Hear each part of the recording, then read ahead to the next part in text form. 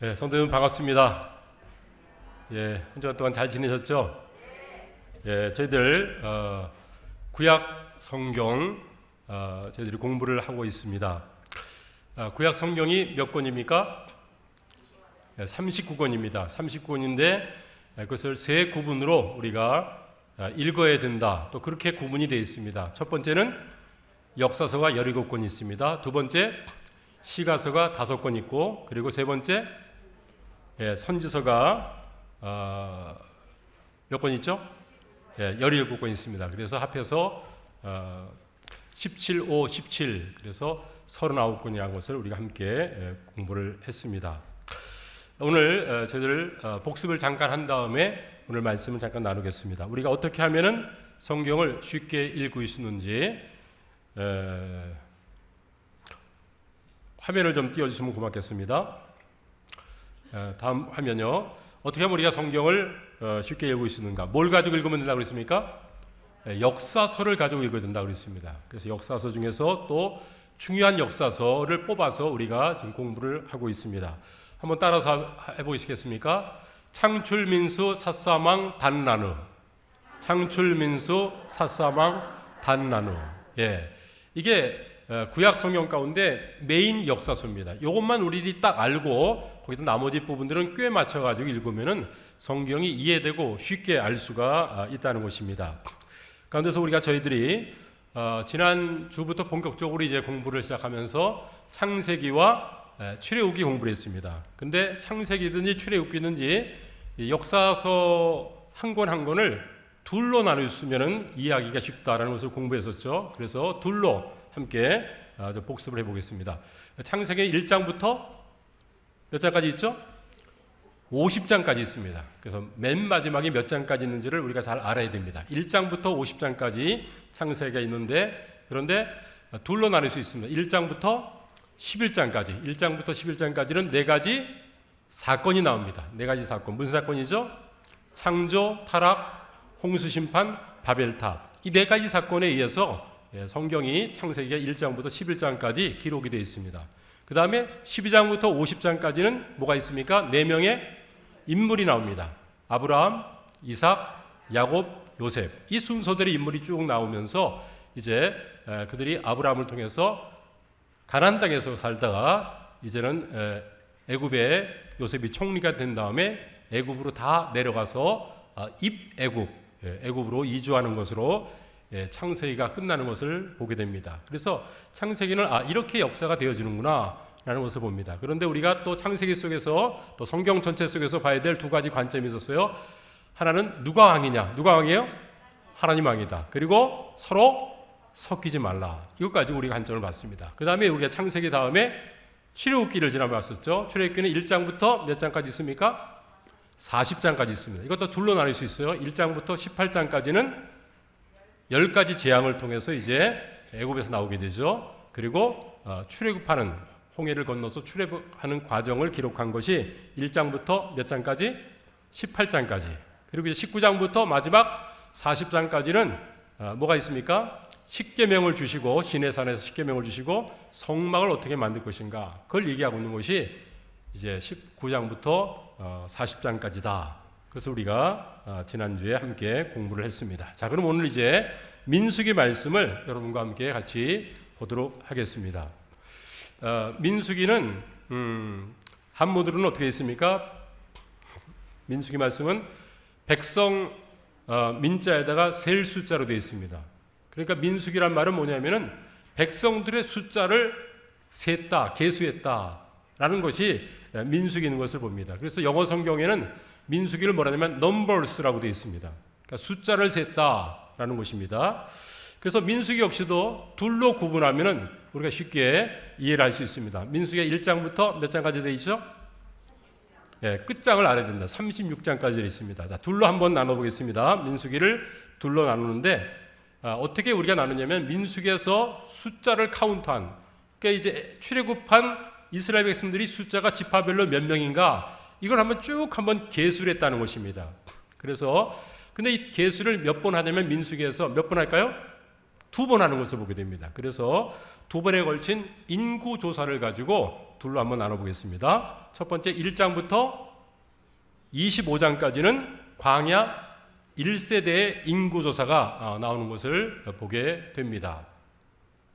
그래서 민수기 1장 2절과 3절 말씀 보면은 너희는 각각 회중에서 남자의 수를 종족과 가문대로 그 명수를 계수하라 그랬습니다. 그래서 이스라엘 가운데서 20세 이상 되는 남자들의 수를 셌습니다. 그런데 그들이 싸움에 나갈 만한 그런 사람들을 이제 카운트했다라고 얘기하고 있죠. 그래서 이들은 애굽에서 430년 동안 지내면서 뭐 했습니까? 이스라엘 백성들? 그들은 노예로서 지냈습니다. 그러니까 오합지졸이었습니다. 그런데 이제 하나님께서 출애굽한 다음에 그들을 가나안 땅으로 인도하게 되죠. 근데 가나안 땅에는 이미 가나안 땅에 7족속이 살고 있습니다. 그들을 다 서서 무찌르고 그리고 그 땅을 정복해야 되는 것이죠. 그래서 이제 뭡니까? 이제 애굽에서 노예 생활했던 이들을 재정비하고 그들을 군사로서 다 재편해 가지고, 왜냐하면 가나안 땅은 싸움을 싸워 가지고 승리해야 될 바로 그곳이기 때문에 이제 1세대들을 이제 인구조사를 한 것을 볼 수가 있습니다. 그 다음에 또 두 번째로 민수기를 나누게 되면 26장부터 36장까지인데 거기서는 두 번째 인구조사가 나오는 것을 봅니다.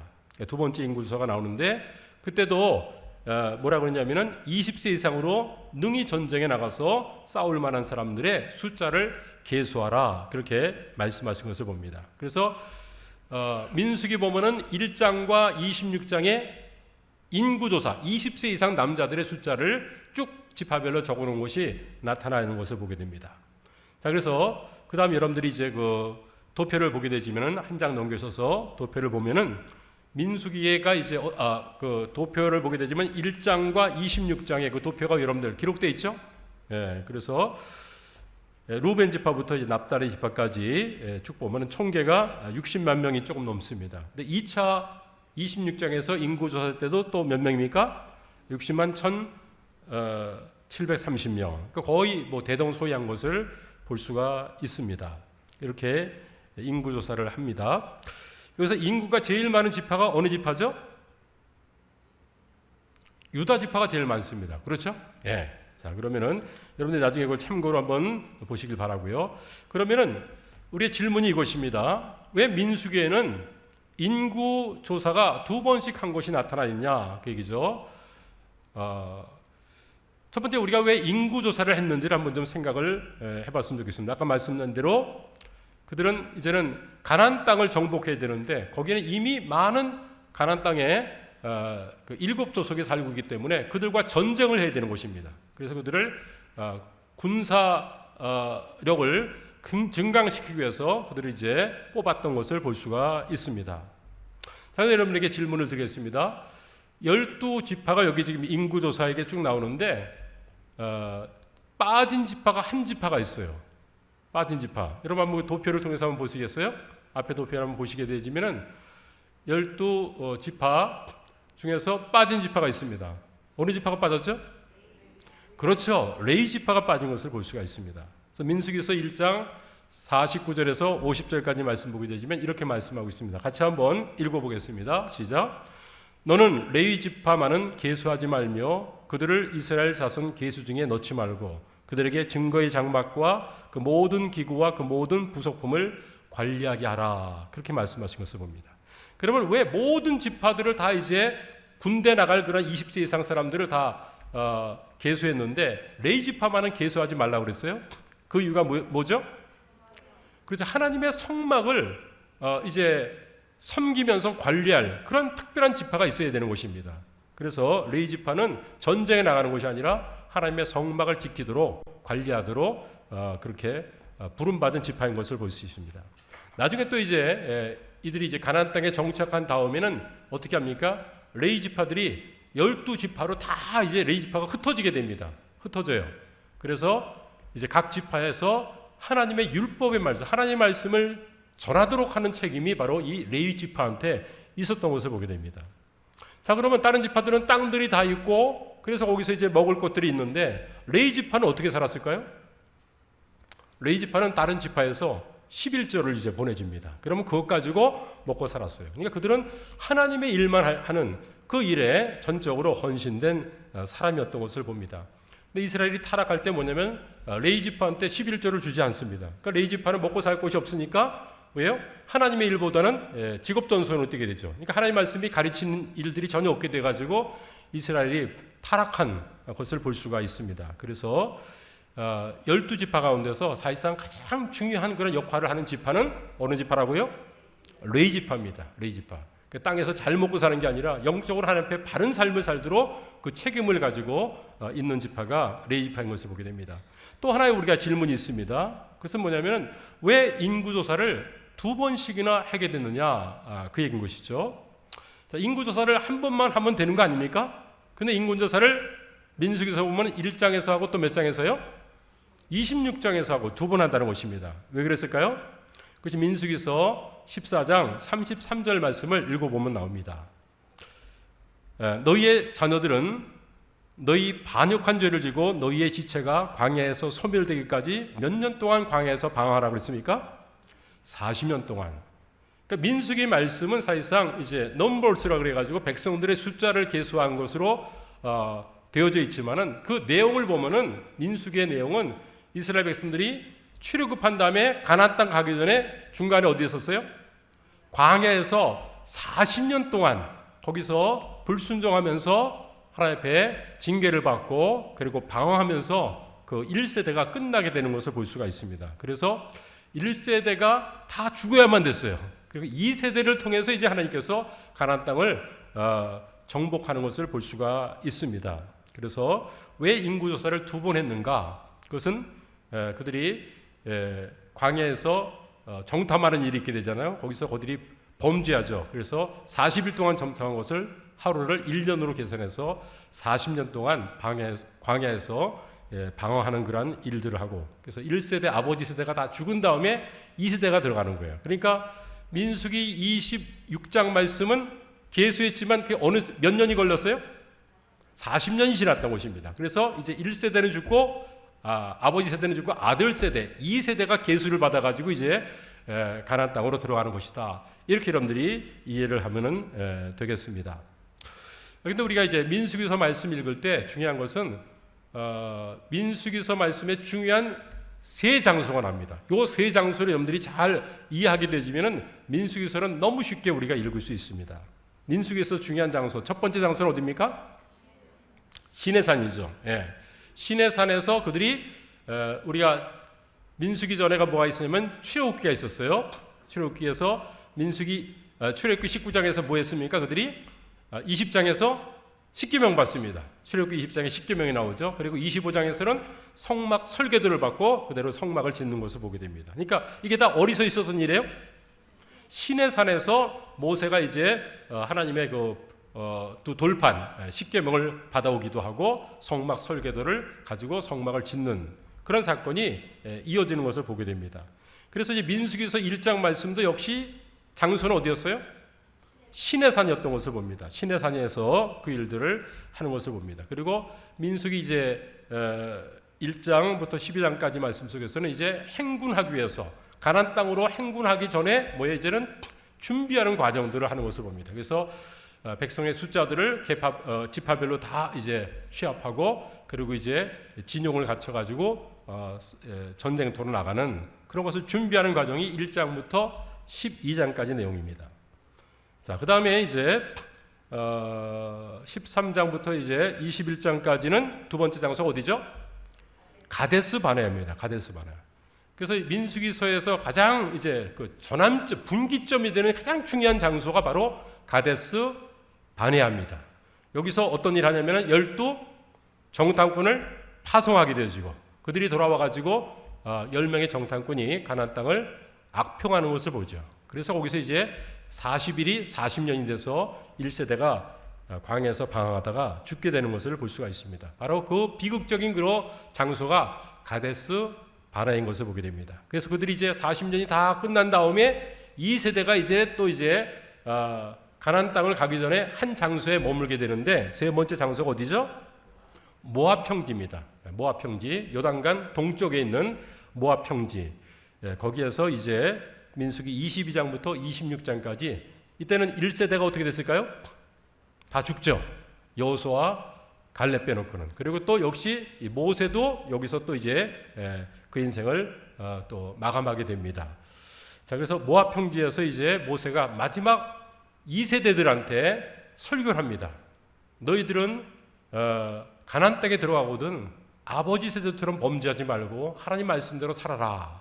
그 얘기를 신신당부하는 그 말씀이 바로 뭐예요? 신명기 말씀입니다. 그 신명기 말씀은 모세의 설교인데 이렇게 있습니다. 그래서 이 지도를 우리가 보면은 쉽게 이해할 수 있죠.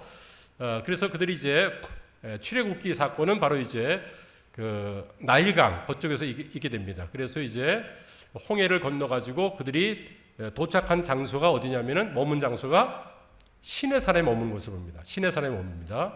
시내산에 머무면서 거기서 레위기가 기록되어 있고요. 그리고 민수기 1장부터 12장까지 내용이 시내산에서 있게 되는 것입니다. 인구조사 1차 하게 됩니다. 그 다음에 그들이 어디로 옮겨갑니까? 두 번째 장소 가데스 바네아, 바람강야 거기에 있는 가데스 바네아에서 12정탐꾼을 파송하는 일들을 여기서 이제 행하는 것을 보게 되죠. 그래서 그들이 불순종해서 40년 동안 광야에서 방황하게 되지고 맨 마지막으로 2세대를 이끌고 어디로 갑니까? 세 번째 모압 평지로 갑니다. 그래서 요단강 동쪽에 있는 모압 평지로 가서 거기서 이제 이스라엘 백성들이 가나안 땅을 들어가기 전에 준비하는 그런 일들을 하고 이제 여호수아에 의해서 이제 가나안 땅을 정복하는 일들이 주어지는 것을 봅니다. 이 지도를 보니까 좀 이해가 쉽죠? 그래서 민수기는 뭐 세 꼭지점, 세 장소만 정확하게 이해하면은 뭐 어렵지 않게 우리가 읽을 수가 있습니다. 그러면은 시내산 그리고 가데스 바네아, 모압 평지 이 세 장소 중에서 제일 중요한 장소가 어디라고 그랬어요? 가데스 바네아의 사건이죠. 그러면 가데스 바네아의 사건은 우리가 많이 설교를 들어서 알 것이지만은 한번 정리하면서 보도록 하겠습니다. 그러면 가데스 바네아에서 어떤 일이 있었는가? 가데스 바네아 사건은 민수기 몇 장에 나오냐면 13장, 14장에 나오는 것을 보게 됩니다. 가데스 바네아에 이르렀을 때 앞에 지도를 한번 다시 보여주겠습니까? 지도를 보게 되지면은 여러분 이제 그 시내산에서 가데스 바네아에 왔습니다. 가데스 바네아에서 조금만 위로 올라가면 뭐가 있어요? 가나안 땅 있죠. 그렇죠? 여리고라고 되어 있는데 거기 가나안 땅입니다. 쉽게 가나안 땅으로 금방 올라갈 수가 있는 곳입니다.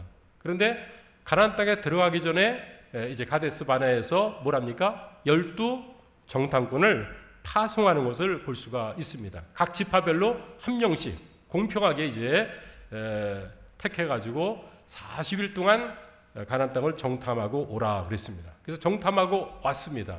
그래서 와서 보고 왔는데 12정탐꾼 가운데서 10명의 정탐꾼과 2명의 정탐꾼이 서로 갈라지게 되죠. 갈라지는 것을 볼 수 있습니다. 자, 그러면은 넘어가세요. 그 10명의 정탐꾼은 어떤 부정적인 보고를 했는지 민수기에서 13장 32절, 33절 말씀. 여러분 성경 있으면 성경을 찾아도 괜찮고요. 민수기에서 13장 25절부터 33절까지 말씀인데 32절, 33절 말씀은 같이 한번 읽어보겠습니다. 10명이 정탐꾼이 보고하는 그 보고 내용입니다. 시작. 이스라엘 자손 앞에서 그 정탐한 땅을 악평하여 이르되 우리가 두루 다니며 정탐한 땅은 그 거주민을 삼키는 땅이요 거기서 본 모든 백성은 신장이 장대한 자들이며 거기서 네피림 후손인 아낙 자손의 거인들을 보았나니 우리는 스스로 보기에도 메뚜기 같으니 그들이 보기에도 그와 같았을 것이라 그랬습니다. 그래서 하나님께서 약속하신 땅, 아브라함부터 계속 주겠다 약속하신 땅. 근데 그 땅에 들어갔다 와가지고 그 땅을 어떻게 했어요? 악평하는 것을 봅니다. 그 땅 들어가면 우리 다 죽는다. 그렇게 지금 부정적인 보고를 했던 것을 봅니다. 근데 그때 이제 믿음의 보고를 했던 사람이 두 사람 나오죠. 누구죠? 여호수아와 갈렙입니다. 그런데 숫자에서 졌어요. 그래서 대세에 밀려가지고 이제 이스라엘 백성들이 10명의 정탐꾼의 말을 들은 다음에 민수기 14장 1절 이하에 보게 되지면은 그들이 어떻게 반응하는지가 나옵니다. 민수기 14장 2절 말씀을 우리 같이 한번 한음성으로 읽겠습니다. 민수기 14장 2절입니다. 시작. 이스라엘 자손이 다 모세와 아론을 원망하며 온 회중이 그들에게 이르되 우리가 애굽 땅에서 죽었거나 이 광야에서 죽었으면 좋았을 것을 그럽니다. 그러니까 이들이 이렇게 그 원망하면서 밤새도록 통곡하고 울었던 이유가 뭐예요? 10명의 정탐꾼의 부정적인 말에 감염이 됐기 때문인 것이죠. 그렇죠? 그래서 우리가 이제 교회 속에서도 마찬가지입니다. 어떤 부정적인 그런 말들, 이런 것들의 영향을 우리가 너무나 쉽게 받기 쉬워요. 그래서 지금 이 10명의 정탐꾼의 말을 들은 다음에, 아니 우리가 애굽 땅에는 매장지가 없느냐, 광야에서 죽는 것이 더 좋을 뻔했다는 것이죠. 근데 왜 우리를 가나안 땅으로 불러들이느냐, 그렇게 하면서 모세와 아론을 원망하는 것을 보게 됩니다. 그랬을 때 하나님께서 모세에게 나타나시고 말씀하시는 말씀이 민수기 14장 27절 이하에 나오는 말씀이죠. 27절에 하나님께서 이렇게 얘기합니다. 나를 원망하는 이 악한 회중에게 내가 언제까지 참으랴. 이스라엘 자손이 나를 향하여 원망하는 그 원망하는 말을 내가 들었다. 그러니까 이들이 어떤 죄를 범했어요? 하나님 앞에 원망하는 그런 말을 했다는 것입니다. 그 말을 들었다는 것입니다. 내가 언제까지 참겠느냐. 그러면서 28절에 이런 말씀하십니다. 그들에게 같이 한번 읽어보죠. 시작. 그들에게 이르기를 여호와의 말씀에 내 삶을 두고 맹세하노라. 너희 말이 내 귀에 들린 대로 내가 너희에게 행하리니. 하나님께서 모든 것을 지금 다 듣고 보고 계시는 것입니다. 근데 그들이 계속해서 출애굽할 때 홍해에서부터 그냥 우리를 매장지가 없어 여기다 왔느냐. 근데 홍해를 갈라가지고 왔을 때는 잠깐 기뻐했지만 또 가다 보면은 마라에 또 이르러가지고 물이 쓴물이 되니까 또 어디서 또 원망하죠. 그러니까 이스라엘 백성들이 광야길을 가면서 끊임없이 원망의 말을 합니다. 그 말을 내가 어느 때까지 들어야 되겠느냐 하면서 28절에 하나님께서 뭐래요? 내 귀에 들린 대로 내가 행해주마. 이 말씀을 하시는 것을 볼 수가 있습니다. 하나님은요, 우리가 말한 대로 행하시는 분이십니다. 굉장히 무서운 거예요. 어떤 면에서 너무나 감사한 곡이다. 그러니까 하나님이 항상 말씀에 긍정적인 반응하는 여러분들이 되시기를 바랍니다. 그러니까 우리가 또 부정적인 말할 때 그 말을 우리들이 좀 거부하고 물리셨으면 좋겠어요. 삼삼오오 모이게 되시면은 뒷담화를 많이 하지 않습니까? 남의 험담하는 것들을 참 많이 하고 그러는데 이런 것을 사탄이 노리고, 그러니까 교회가 깨어지는 이유가 뭐 때문에 깨어지는 압니까?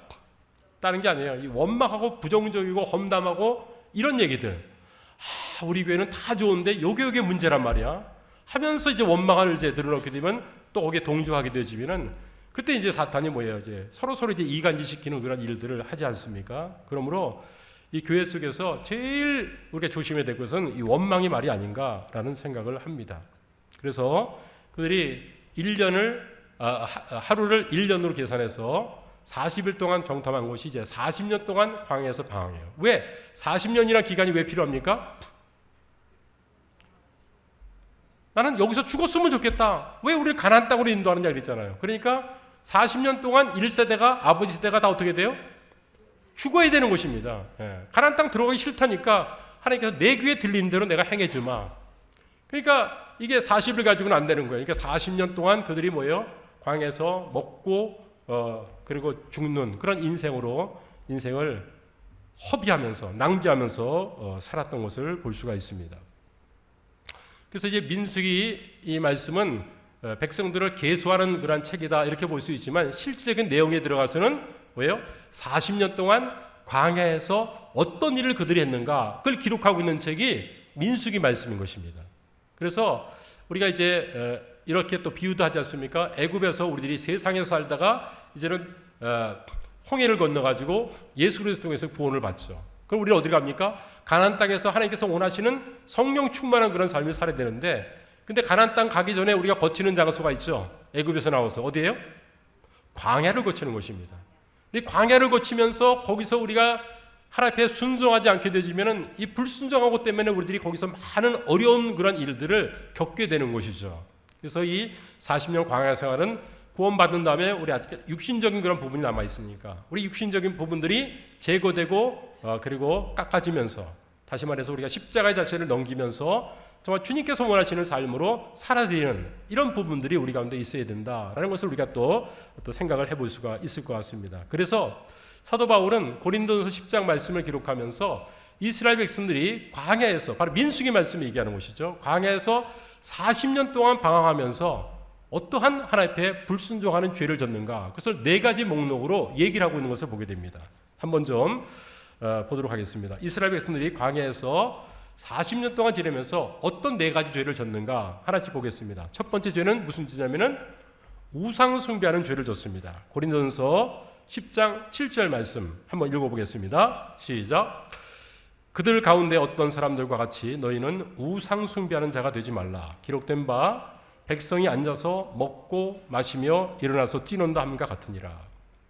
그래서 이제 모세가 시내산에서 하나님과 대면할 때 이 땅에서 백성들이 뭡니까? 모세가 오지 않으니까 우리를 인도한 신을 만들어 달라 그래가지고 금송아지를 만들고 그것이 애굽에서 우리를 인도한 신이다 하면서 우상 숭배를 첫 번째 시작한 것을 보게 되죠. 그 이후부터 계속 우상 숭배하면서 이런 일들을 했다는 것이에요. 그래서 그들이 하나님의 멸망을 받았다라는 것입니다. 근데 두 번째 죄가 나옵니다. 그것이 이제 고린도전서 10장 8절 말씀인데 그것은 간음입니다. 10장 8절 말씀. 그들 중에 어떤 사람들이 음행하다가 하루에 2만 3천 명이 죽었나니 우리는 그들과 같이 음행하지 말자 그랬습니다. 그러니까 두 번째 죄는 뭐예요? 음행하는 죄를 져가지고 그들이 광야에서 멸망을 당했습니다. 세 번째 지은 죄가 뭐냐면은 시험입니다. 고린도서 10장 9절 말씀에 그들 가운데 어떤 사람들이 주를 시험하다가 뱀에게 멸망하였나니 우리는 그들과 같이 시험하지 말자. 이게 민수기서에 나오는 그런 말씀이죠. 그렇습니다. 그 다음에 네 번째 죄에 대해서 얘기하고 있습니다. 네 번째 죄는 무슨 죄입니까? 원망하는 죄에 걸습니다. 자, 고린도전서 10장 10절 말씀을 읽어보겠습니다. 시작. 그들 가운데 어떤 사람들이 원망하다가 멸망시키는 자에게 멸망하였나니 너희는 그들과 같이 원망하지 말라 그랬습니다. 자, 여기 이제 네 가지 죄가 나오죠. 우상숭배, 간음, 그리고 시험, 원망. 자, 여러분들에게 주일날 예배드리고 가가지고 주간 중에 우상숭배하라고 그러면 하겠어요, 안 하겠어요? 집에다가 우상을 이렇게 또 만들어가지고 거기서 빌고 하겠어요? 그런지 안 질 것 같아요. 여러분 믿음에 아주 너무 좋은 사람이기 때문에 그런지 안 할 것 같아요.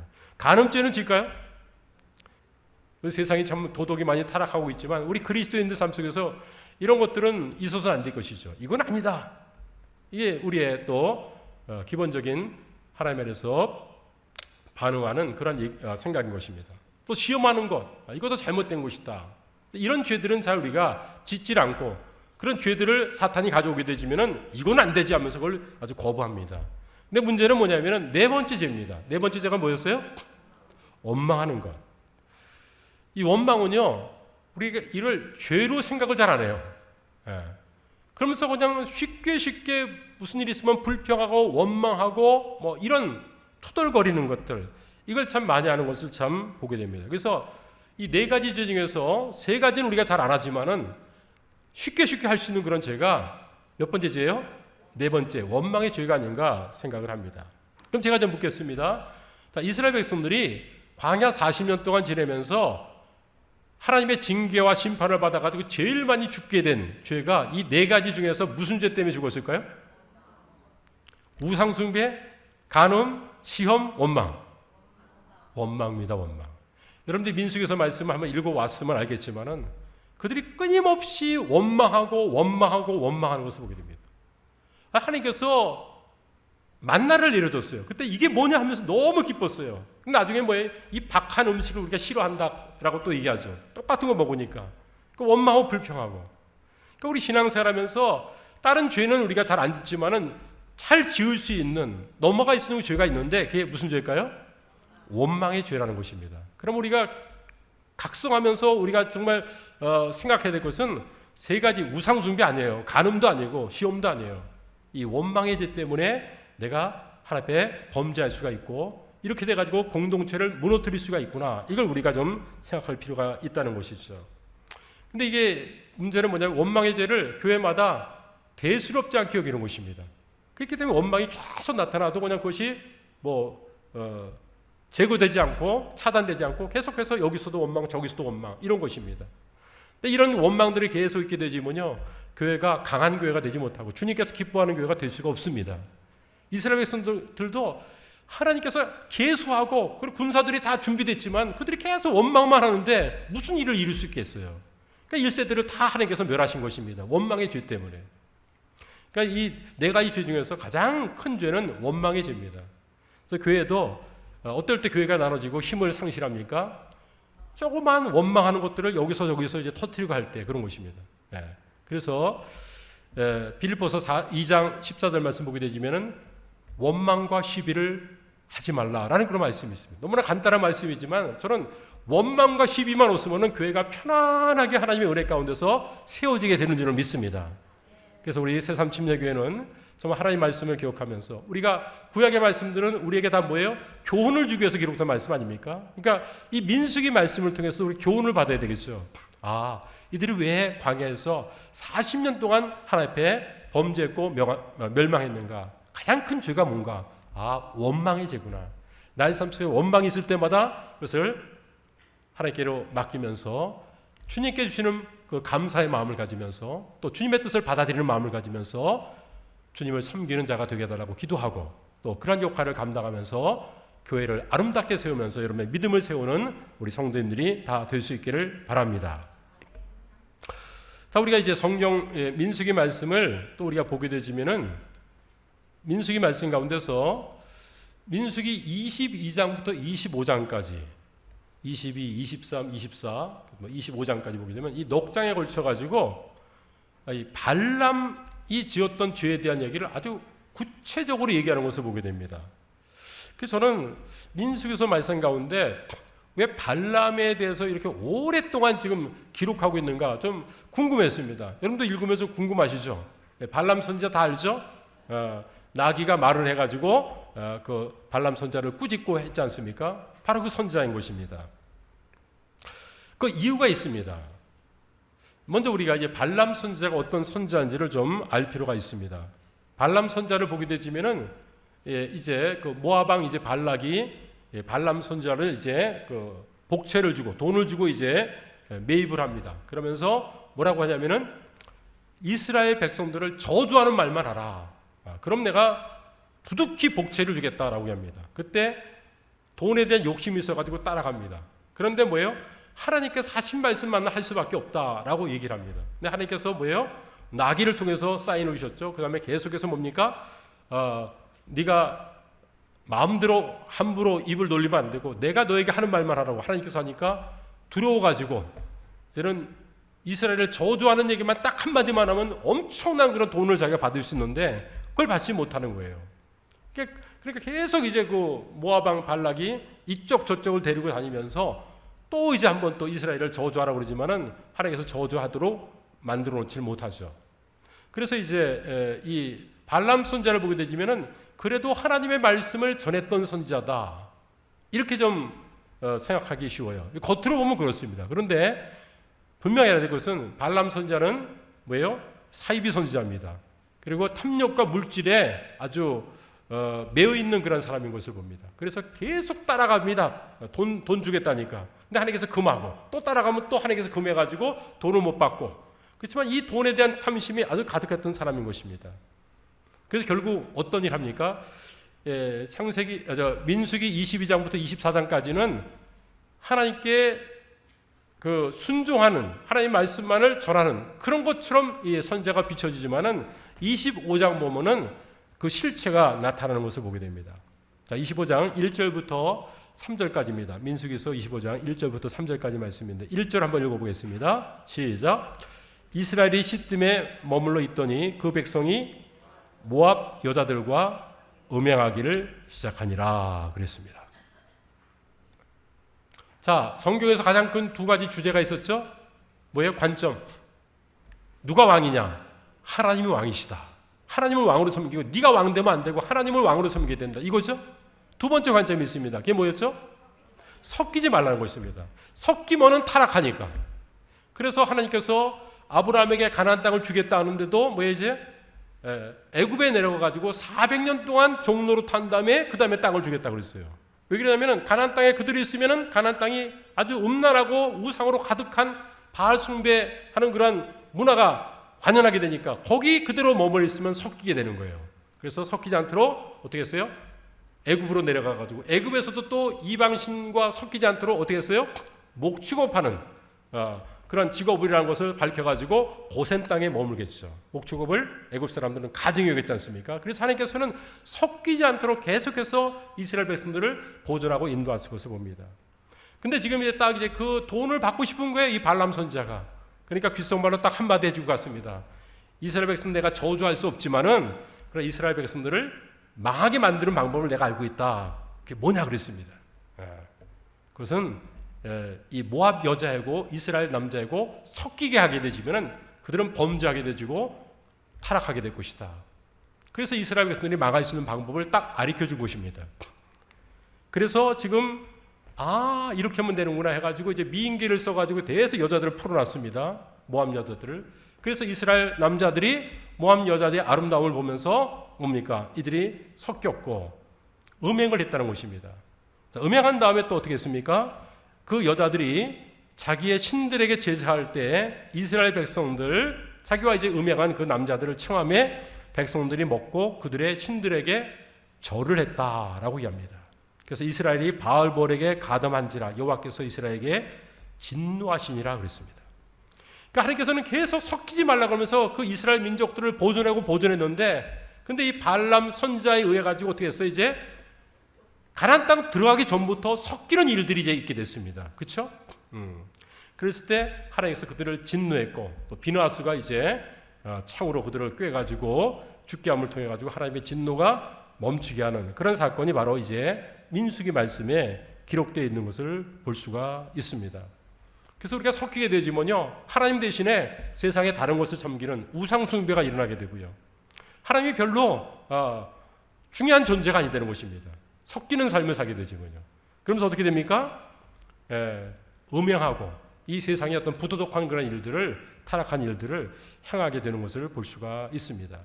그래서 이 발람의 죄에 대해서 신약 성경에서도 또 반복해서 얘기하는 것을 봅니다. 요한계시록 2장 14절 말씀 보게 되지면은 이렇게 말씀하고 있는 말씀 봅니다. 7교회 편지하면서 이 말씀을 한번 읽어보겠습니다. 시작. 그러나 내게 두 가지 책망할 것이 있나니 거기 내게 발람의 교훈을 지키는 자들이 있도다. 발람이 발락을 가르쳐 이스라엘 자손 앞에서 걸림돌을 놓아 우상의 제물을 먹게 하였고 또 행음하게 하였느니라 그랬습니다. 그래서 지금 이 발람에 대해서 이제 민수기 말씀만 얘기한 것이 아니라 전 세대를 걸쳐 가지고 발람의 교훈을 교회 속에서 받아들이면 안 된다는 것입니다. 발람의 교훈이 뭡니까? 좋은 게 좋은 거다 하면서 이 세상 것들을 교회로 취하는 것입니다. 그래서 이 교회가 하나님 보실 때 성별되어지고 구별돼서 하나님을 섬기는 그런 모습을 나타내야 되는데 세상에 있는 모든 그런 문화들을 하나씩 이제 가지고 들어오는 것이죠. 그렇게 되면 교회가 어떻게 됩니까? 변질되고 타락할 수밖에 없는 것이죠. 그래서 이 세상은 사탄에 의해서 지금 사로잡혀 있는 것입니다. 그렇기 때문에 그들은 엄한 죄들을 다 짓고 그렇게 합니다. 그런데 예수 그리스도를 통해서 구원받아 하나님의 자녀가 된 교회만큼은 하나님께서 원하시는 대로 삶을 살아야 되겠죠. 맞습니까? 그런데 그런 삶을 살지 못하게 만드는 게 뭡니까? 섞이게 만드는 것입니다. 그래서 이 세상 것들, 향락들, 쾌락들, 눈에 보기 좋은 그런 세상의 가치관들, 이런 것들을 하나 둘씩 가져오게 되지만요, 교회는 타락하게 되는 것입니다. 말씀을 안 전하는 게 아니에요. 말씀을 전하는데 세상 것들이 함께 같이 묻어 있는 거예요. 그러면은 이 말씀은 사람들이 별로 귀하게 여기지 않습니다. 그리고 세상 것들을 자기 것으로 삼기 때문에 그래서 교회마다 타락하게 된다, 그 말씀인 것입니다. 그러므로 사랑하는 여러분, 우리가 이 마지막 세대를 살아가면서 하나님께서 우리를 구원하셨고 또 교회의 지체로서 우리를 삼은 것은 이 교회를 하나님께서 원하는 교회로 만들고 세우도록 하기 위해서 우리를 부르신 줄 믿습니다. 그러면 우리의 뭐가 바뀌어야 됩니까? 가치관이 바뀌어야 됩니다. 내가 왕이 아니라 하나님이 왕이십니다. 나는 이 땅에서 섞이는 삶이지 않고 순수하게 하나님께서 원하시는 삶을 살겠습니다. 로마서 12장 1절 2절 말씀 잘 알죠. 그러므로 내가 하나님의 모든 자비하심으로 너희를 권하노니 정말 너희는 이 세대를 본받지 말고 하나님의 선하시고 온전하시고 기뻐하신 뜻이 무엇인지 분별하도록 하라. 그렇게 말씀하지 않습니까?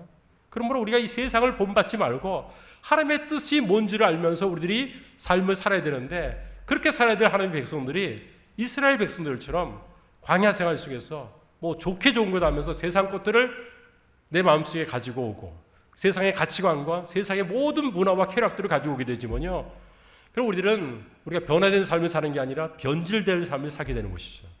그러면 나만 망하지 않고 교회 공동체가 타락하게 되는 것입니다.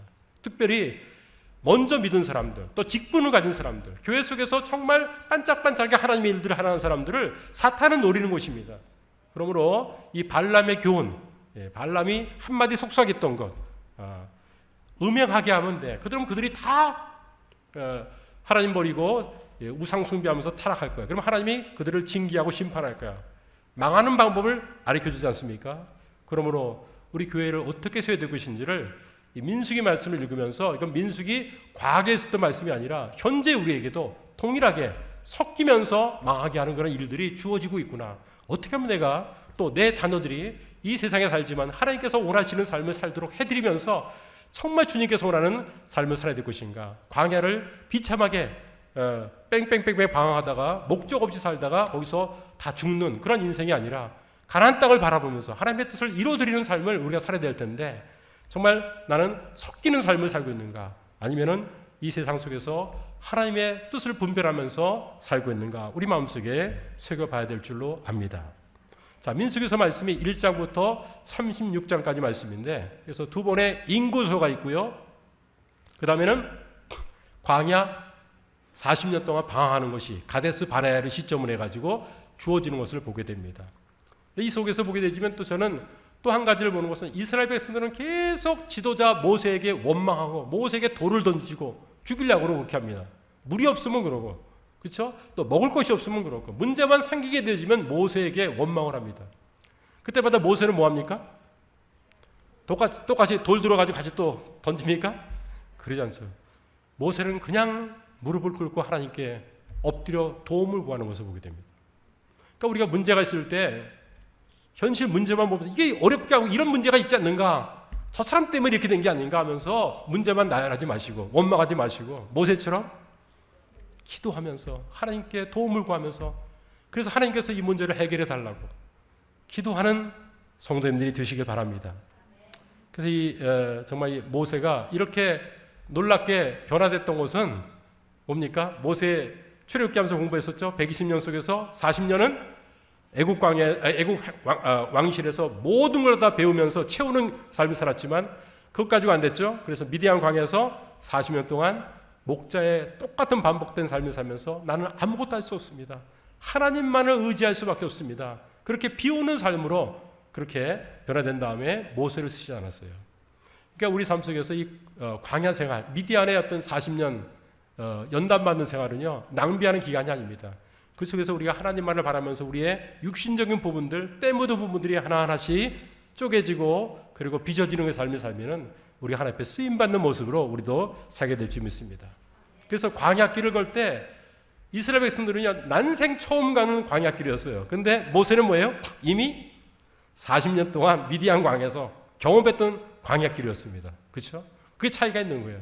그래서 우리가 먼저 하나님 앞에 연단받고 변화받는 그런 삶을 살면요, 거기서 우리가 깨어지고 빚어지면은 성숙하는 것입니다. 그렇죠? 근데 그것이 없게 되지만요, 처음 이런 어려운 일을 당하게 되지만 원망과 불평, 또 세상적인 사고방식 받아들이고 그러면서 참 어렵게 될 수가 있어요, 교회가. 그래서 먼저 믿은 우리들이 정말 타성화된 믿음이 아니라 정말 하나님 앞에 깨어지고 빚어지고 그리고 하나님 앞에 준비된 모습으로 다른 연약한 사람들을 도울 수 있는 그런 모세와 같은 그런 모습을 가지고 주님을 섬기면서 똑같은 광야길이라도 다른 모습을 갔잖아요. 모세 갔던 광야길과 이스라엘 백성이 갔던 광야길은 달랐죠. 그래서 정말 모세 같은 마음을 가지고 하나님을 섬기는 저와 여러분이 됐으면 좋겠습니다. 오늘 여러분들 교재 속에서 하나 빠진 것은 뭐냐면, 이스라엘 백성들이 이제 모압 평지 쪽으로 가면서 거기서 이제 이방 민족들을 만나는데 그 이방 민족들을 하나하나 정복하는 그런 일들을 합니다. 그래서 거기서 이제 요단 동편에 또 땅을 얻어가지고 나중에는 12지파의 땅을 분배할 때 가나안 땅만 이제 분배하는 것이 아니라 요단 동편 쪽에 얻었던 땅, 그 땅을 루벤 지파, 갓지파, 므낫세, 반지파에게 또 이미 또 나눠주고 그렇게 하는 것을 보게 됩니다. 자, 그럼 우리가 창세기, 출애굽기, 그다음에 뭘 읽었어요? 레위기를 읽지 않고 어디 갔어요?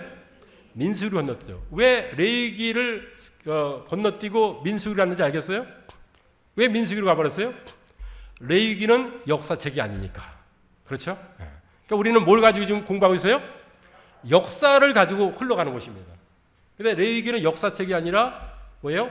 하나님께 어떻게 제사 드리고 어떤 절기를 지키고 또 어떤 삶을 살 것인가에 대한 거룩한 삶을 살라. 레위 지파들이 중요하다고 그랬잖아요. 그래서 레위 지파들이 어떠한 삶을 살고 어떤 지침을 가지고 백성들이 가르쳐야 될 것인가, 그것을 써놓은 책이 바로 레위기인 것을 볼 수가 있습니다.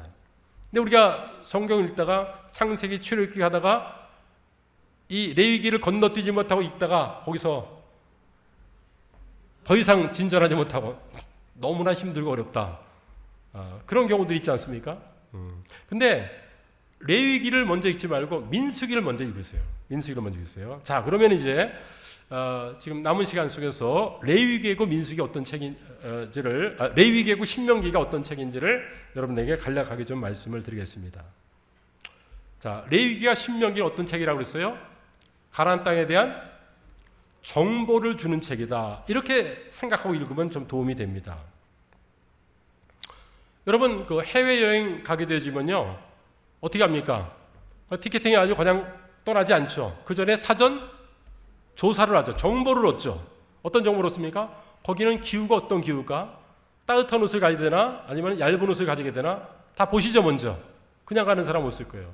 그리고 거기 치안 정도는 어떻게 되어 있는가, 그래서 거기는 뭐 좀 안전한가, 아니면 또 뭐 사기꾼도 많고 강도도 많고 밤에는 다니면 안 되는가, 이런 것들을 사전에 여러분들이 정보를 다 가지고 그 다음에 떠나게 되죠. 맞습니까? 그렇게 떠나지면 안전한 곳이죠. 그래서 지금 이들이, 아브라함은 가나안 땅에 있었고 야곱, 요셉이 있었지만은 벌써 떠난 지가 벌써 400년이 훨씬 넘었습니다. 그래가지고 가나안 땅을 가려고 그러니까 이 가나안 땅이 도무지 어떤 땅인지 난생 처음 밟는 땅이에요. 이스라엘 백성들이요. 맞습니까? 예. 그러니까 이 땅이 어떤 땅인지를 좀 알려줘야 될 거 아닙니까? 그 사전 정보를 주는 책이 바로 레위기 말씀이다. 그리고 신명기 말씀이다. 이렇게 보면 되겠습니다. 자, 이 레위기 말씀은 언제 어디서 기록된 말씀이냐면은, 레위기 말씀은 시내산에서 이렇게 됐습니다. 그렇죠? 시내산에서 율법도 받았고 성막도 만들었습니다. 그리고 이 레위기 말씀도 모세를 통해 가지고 기록하도록 만들어서 봅니다. 그리고 이 말씀은 1세대 이스라엘 백성에게 주신 거예요? 2세대 이스라엘 백성에게 주신 말씀이에요? 1세대죠. 그렇죠. 이들은 출애굽을 경험했어요. 10가지 재앙을 다 맛보고 그 홍해를 건너고 이런 경험들을 했던 사람들이에요. 그리고 이제 곧바로 이제 1년 조금 넘어가지고 시내산에 도착해가지고 거기서 이제 율법도 받고 성막도 짓고 그리고 레위기 말씀도 받았다는 것입니다. 그러니까 1세대들에게 필요한 이 주신 말씀이에요. 자, 그런데 1세대에게 주신 말씀이지만은 사실상 그 레위기 말씀을 보게 되지면은 이게 어디서 지켜야 될 말씀이냐면은 가나안 땅 가가지고 어떻게 살아야 될 것인지에 대한 지침이 되는 말씀을 주신 것입니다. 가나안 땅은 다 우상 숭배하는 음란한 그런 문화가 있는 곳이니까 거기 가서는 그거 본받지 말고 하나님께서 원하시는 5가지 제사를 드려라. 그래서 번제, 소제, 화제, 화목제, 속제제, 속건제, 이 5가지 제사를 드려라. 1장부터 5장까지 얘기하고 있어요. 근데 23장에서는 또 7가지 절기를 지키며 삶을 살아라. 그래서 하나님의 자녀된 그런 백성된 도리를 가지고 삶을 살아라 라는 것을 얘기하는 거예요. 거기 있는 그런 가나안 땅의 문화를 본받지 말고 내가 너희들에게 말씀하신 것을 그대로 준행하며 살아라. 이제 그 얘기를 하고 있는 책이 이 레위기 말씀인 것을 볼 수가 있습니다. 지도를 한번 보시겠습니까? 지도를 그 다음 페이지를 보게 되면 지도가 혹시 나온지 모르겠는데, 그러니까 레위기 말씀에 대한 지도는 시내산에서 이 말씀이 주어졌고요. 그런 것을 보게 됩니다. 자, 그런데 이 신명기 말씀은 그렇죠. 레위기 말씀은 어디서 주어졌어요? 시내산에 주어진 말씀이다라는 것이죠. 그다음에 우리가 이제 모세가 5권의 성경을 기록했다. 그래가지고 그걸 뭐라 그러냐면 모세오경이다. 그러면 모세오경이 뭐죠? 창세기, 출애굽기, 레위기, 민수기, 신명기입니다. 그렇죠? 창출, 레민신입니다. 여기서 역사서가 몇 권 있어요? 창세기, 출애굽기, 신명기. 요 세 개, 레위기. 요 세 개가 이제 역사서고요. 그다음에 레위기하고 신명기는 역사서가 아닙니다. 레위기하고 신명기는 역사서가 아닌데, 자, 그러면 신명기는 어떤 책이냐? 신명기는 어디서 기록된 책입니까? 모압 평지에서 기록된 것입니다. 자, 모압 평지 하게 되면 1세대일까요? 2세대일까요?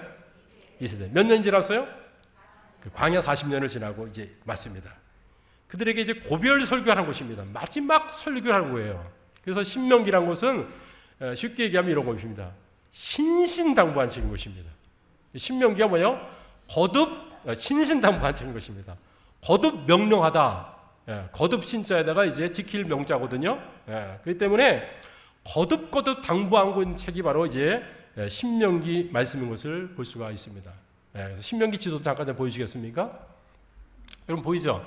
그건 이제 레위기 말씀이고 그 다음 지도 보게 되지면은 그렇습니다. 그래서 요당 동편에 이제 그 비스가산 거기서 이제 모압 평지에서 그 이스라엘 2세대를 이제 불러 모아놓고, 그리고 이제 너희들이 모세는 이제 여기서 죽어요.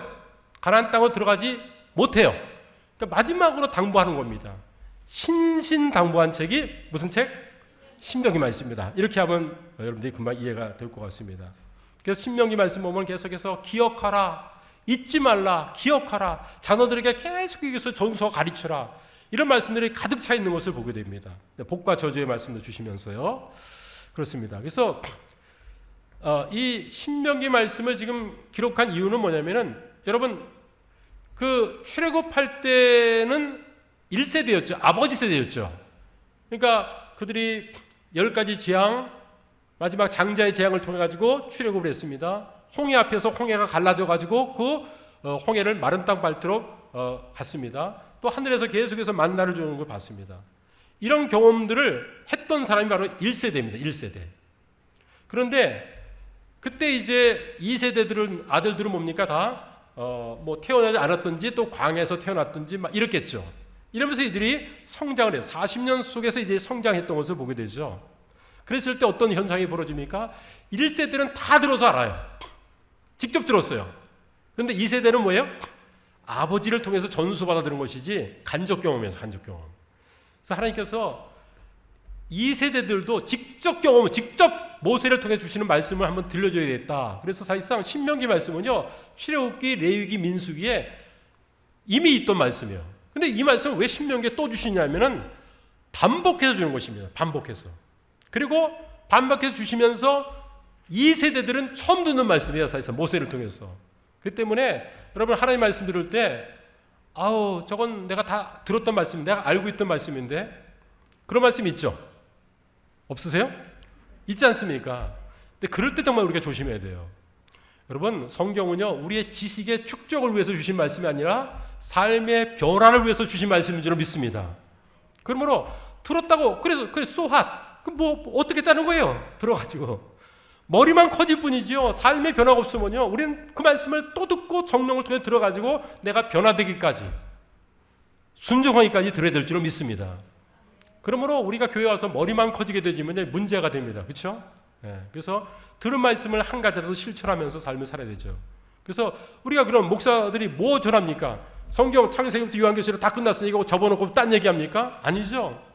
끊임없이 들어도 새로운 말씀, 아직까지도 변화되지 않기 때문에 나를 변화시켜야 될 말씀이 하나님의 말씀인 줄 믿습니다. 한두 번 듣고 끝난 것이 아니죠. 그래서 끊임없이 이 말씀을 듣고 들어도 새로운 말씀으로, 그리고 내게 적용할 말씀으로 받아가지고 말씀을 통해서 변화되기 바랍니다. 그런 의미에서 주신 성경책이 무슨 책이라고요? 신명기.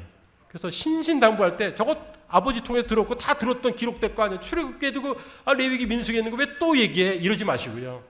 또 들어야 될 말씀이다.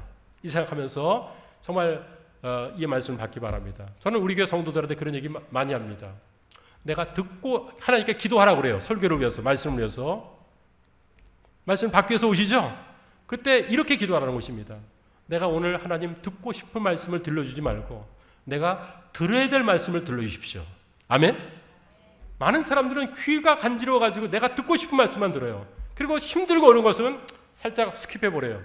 그럼 삶의 변화가 없습니다. 머리만 크고 그리고 육신적인 것으로 가득 차가지고 그게 문제가 돼요. 근데 듣고 싶은 말씀을 듣는 게 아니라 내가 들어야 될 말씀을 들어주십시오. 그러면요, 하나님께서 성령께 주신 말씀을 달게 받습니다. 아유, 오늘 은혜가 별로 안 된 것 같아. 좀 교만한 마음이죠, 그렇죠? 근데 왜 은혜가 안 돼요? 듣고 싶은 말씀은 듣기 원하는데 듣고 싶은 말씀은 안 들려줬다는 거예요, 그렇죠? 근데 성령께서는요, 항상 예배 속에서 우리가 들어야 될 말씀을 들려주시는 줄을 믿습니다. 그러므로 내가 듣고 싶은 말씀을 듣는 게 아니라 들어야 될 말씀을 들어야 되는 것이죠. 나의 삶에 변화가 일어나야 되지 않겠습니까? 이런 삶을 살기 위해서는 이 신명기 말씀이 꼭 필요합니다. 반복되는 말씀 또 들으면서 무장되어지고, 그래서 교육은 반복이라고 하지 않습니까? 그래서 우리가 정말 세뇌되고 이 말씀이 나의 삶 속에 정말 실체가 될 때까지 들으면서 이 말씀을 통해서 변화받는 삶을 살아야 될 줄로 믿습니다. 그래서 신명기 말씀을 이제 말씀을 한 다음에 모세는 이 바톤을 여호수아에게 전해주고, 그리고 이제 그의 삶을 마치게 되는 것입니다. 그러니까 이 모세의 삶이라는 것은 파란만장한 삶입니다. 40년 왕궁에서 준비되고 또 40년 미디안 광야에서 준비돼가지고 80살이 됐을 때 불러가지고 가나안 땅 들어가는 것이 소원이었는데, 그 속속에는 이스라엘 백성들과 40년 동안 광야에서 방황하면서 그 모든 것을 짊어지면서 원망하는 것을 다 들으면서 하나님께 기도하면서 나갔던 사람이에요. 정말 저는 하나님께 기도할 때, 하나님 제가 부족한 거, 연약한 거 아시죠? 모세와 함께 했던 싸나운 이스라엘 백성들 저게 붙여주지 마시고 여호수아와 함께 하면서 그냥 전쟁할 때마다 정말 순종하면서, 여리고성을 돌라고 그러면 말 한마디 하고 돌아오면서 그냥 순종했던 그런 성도들 많이 붙여주세요. 그 기도를 참 많이 했습니다. 그래서 그런 성도들을 참 많이 붙여주신 것 같아요. 근데 그러다 보니까 내가 변화되지 않는 것 같아요. 그래가지고 하나님께서 내가 변하기 위해서는 또 그런 성도들 또 몇몇 주시긴 하더라고요. 왜요? 더 기도하게 되고 나를 경성하게 되지고, 교회 뭐 펜탈하게 되지만 나도 안일한 가운데 있었잖아요. 그래서 또 내게 또 주신 또 귀한 성도다 하면서 끌어왔는데 힘들긴 하지만, 그런데 그 속에서 내가 또 변화되긴 하더라고요. 더 하나님께 정말 간절히 기도하게 되고, 주님께서 원하는 교회를 허물어뜨리면 안 되지 않습니까? 세우기 위해서 더 기도하게 되고 하는데, 모세의 심정을 참 많이 좀 이해하게 됩니다. 그래서 우리 주님을 섬길 때 정말 모세와 함께했던 여호수아 갈렙 같은 그런 모습을 가지고 주님을 섬기는 그런 일들이 이 교회 속에 좀 많이 드러날 수 있기를 주의 이름으로 축원합니다. 자, 그럼 이제 마지막으로 레위기 말씀이 좀 어렵다 그랬는데, 레위기 말씀은 뭘 위해서 주신 말씀을 했어요? 가나안 땅에 정보, 그렇죠? 정보를 주기 위해서 말씀이죠. 그럼 어떤 정보를 주기 위해서 기록된 말씀인가? 여러 가지 정보를 주십니다. 레위기 11장 보면은 정한 음식, 부정한 음식, 그래서 먹어야 될 거, 안 먹어야 될 거 얘기하고 있죠. 그래서 레위기 11장이니까 그래서 어떤 사람은 젓가락장이다 얘기합니다. 11장이니까 그래서 먹는 문제를 얘기하고 있고, 근데 더 중요한 것은 18장과 20장에 얘기하고 있습니다.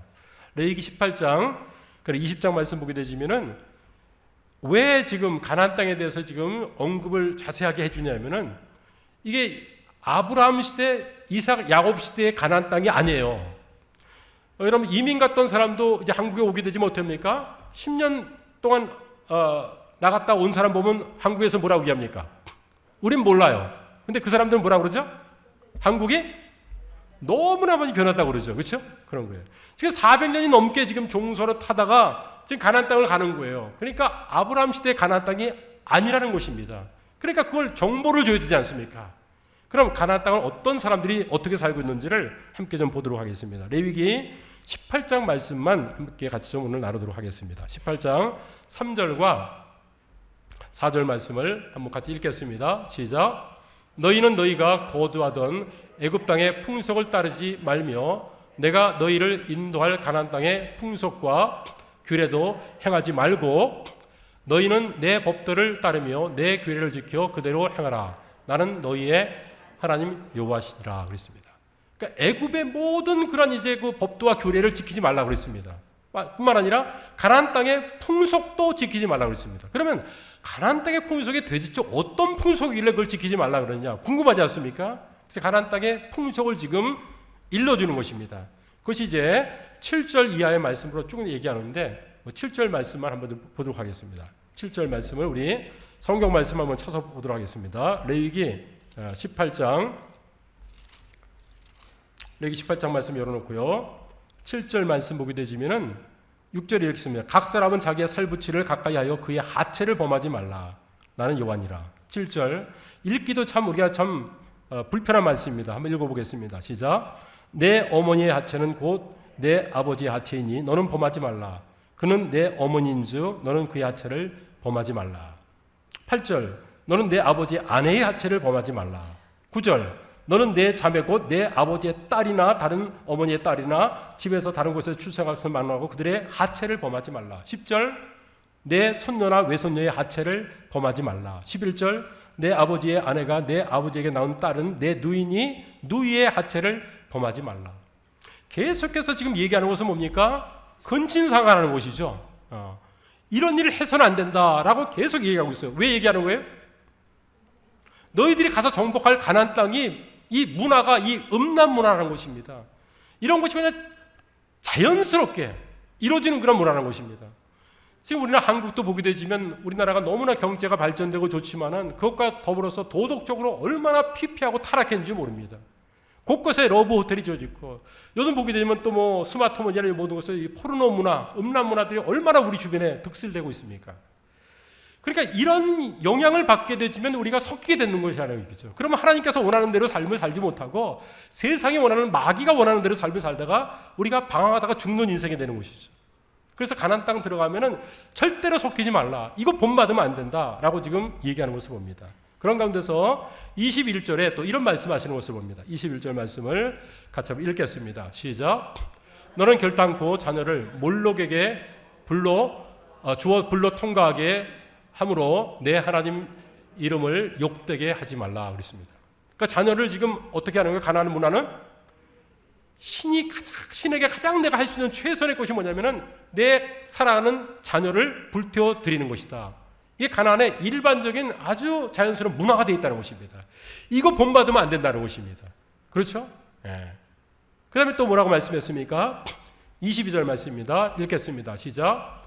너는 여자와 동침한 같이 남자와 동침하지 말라. 이는 가증한 일이냐. 뭐 하지 말라는 것입니까? 동성연애하지 말라는 것입니다. 남자가 남자로 더불어 성적인 관계를 맺지 말라. 이는 가증한 것이라고 했습니다. 여러분 우리가 20, 30년 전만 해도 동성애라는 것이 별로 우리한테 귀에 들리지 않았습니다.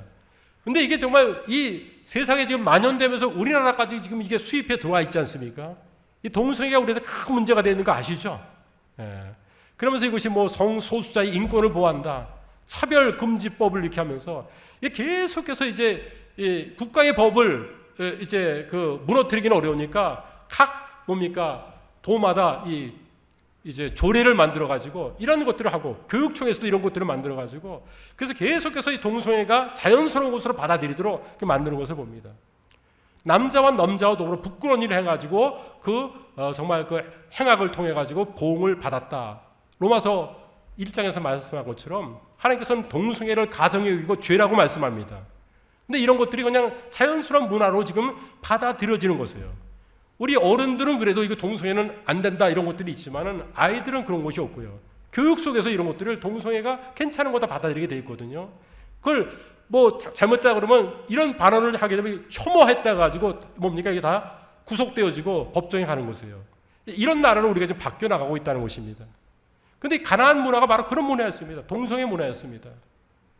그 지금 동성애로 인해 가지고 문제들이 참 많지 않습니까? 이게 가만히 있어도 될 문제가 아니다 생각하면 정말 기도하면서 교회 속에서 우리가 해야 될 일들을 해야 되지 않을까 그런 생각을 갖게 됩니다.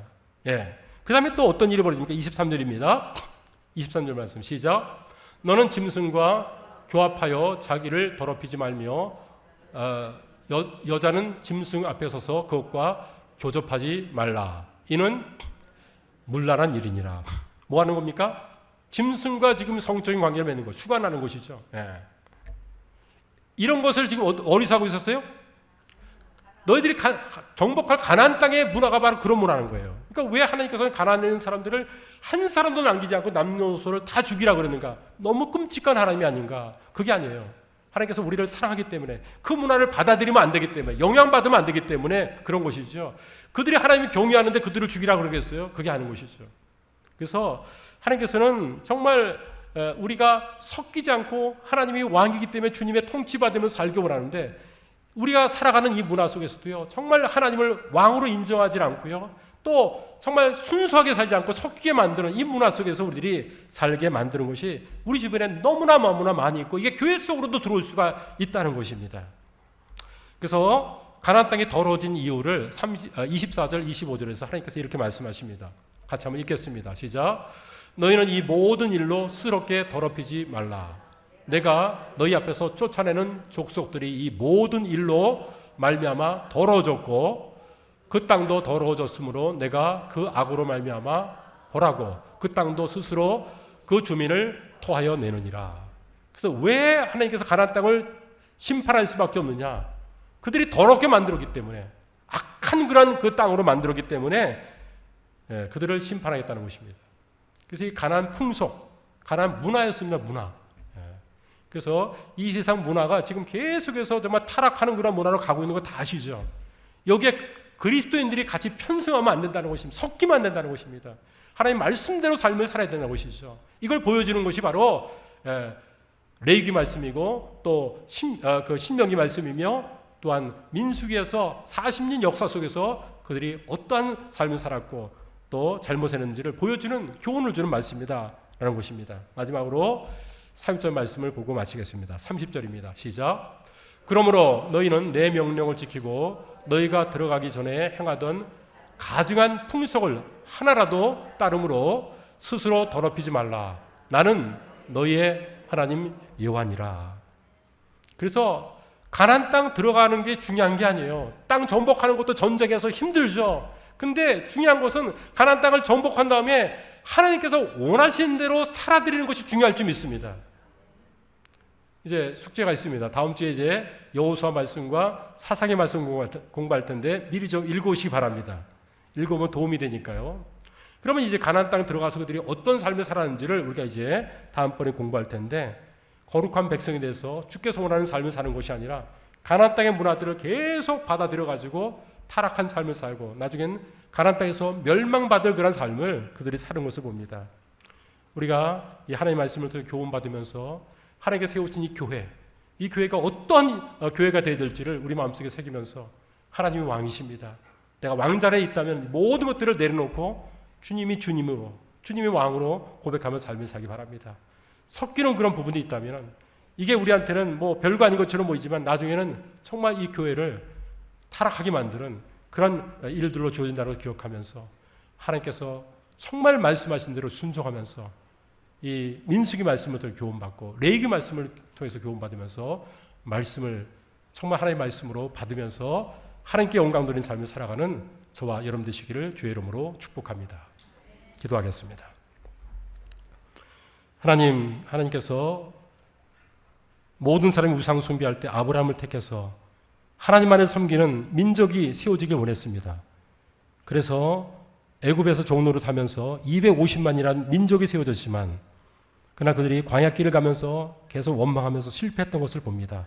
아버지여, 그래서 우리가 교훈받으면서 섞이지 않도록 도와주시고, 그리고 정말 하나님의 뜻을 분별하면서 이 땅에서 바른 믿음의 삶을 살 수 있는 저희들 되게 도와주시고, 새삼 침례교회가 되게 도와주셔서 하나님 보실 때 정말 영광을 돌리면서 주님 앞에 쓰임받게 합당한 모습으로 저희들이 삶을 이 마지막 때에 살아드릴 수 있도록 저희들을 사용하시고 써 주시옵소서.